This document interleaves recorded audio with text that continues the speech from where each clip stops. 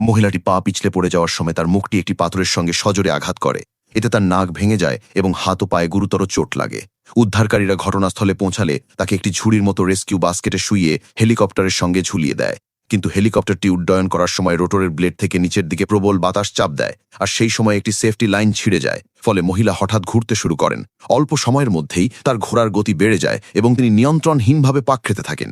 রক্ত মাথা ও চোখের দিকে জমে যায়। মাত্র 40 সেকেন্ডের মধ্যে তিনি প্রায় 175 বার ঘুরেছিলেন। তারপর অবশেষে তাকে হেলিকপ্টারের ভেতরে টেনে তোলা হয়। ঘটনার পর তিনি কয়েকদিন ধরে ভীষণ মাথাঘোরা অনুভব করেন।